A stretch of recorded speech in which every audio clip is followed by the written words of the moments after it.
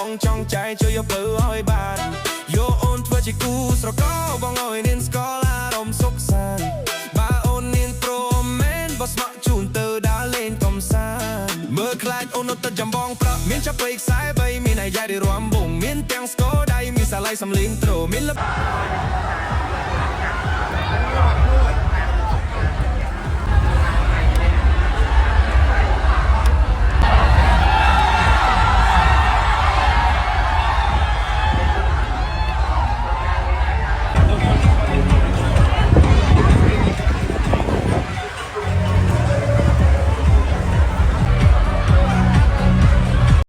ជំរាបសួរពុកម៉ែបងប្អូនទាំងអស់គ្នាដល់រដូវចូលឆ្នាំថ្មីឯ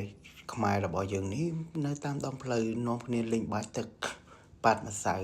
រំរែកគួរឲ្យសប្បាយមែនពីមួយឆ្នាំទៅមួយឆ្នាំប្រទេសយើងបានជឿនលឿនមួយកម្រិតទៀតហើយបងប្អូនកុំភ្លេចណាពេលរដូវចូលឆ្នាំខ្មែររបស់យើងត្រូវនាំគ្នាទៅលេងប្រទេសរបស់យើងឲ្យសប្បាយគ្រូខ្ញុំទៅត្រឡប់មកពីប្រទេសខ្មែររបស់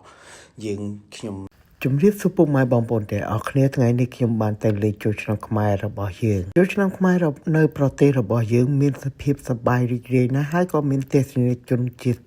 ច្រើនកកជនជាតិខ្មែរហើយនិងបរទេសដែរធ្វើឲ្យខ្ញុំមានអារម្មណ៍មួយថាសប្បាយចិត្តយ៉ាងខ្លាំងនេះជាថ្ងៃចុងក្រោយរបស់ចូលឆ្នាំខ្មែររបស់យើងធ្លាក់ធ្វើឲ្យត្រជាក់ត្រជុំធ្វើឲ្យបងដែរធ្វើទៅថ្ងៃចុងក្រោយបាត់គូទៅភ្លៀងដល់កនេះចាក់ជុំមកសុបាយហ្មង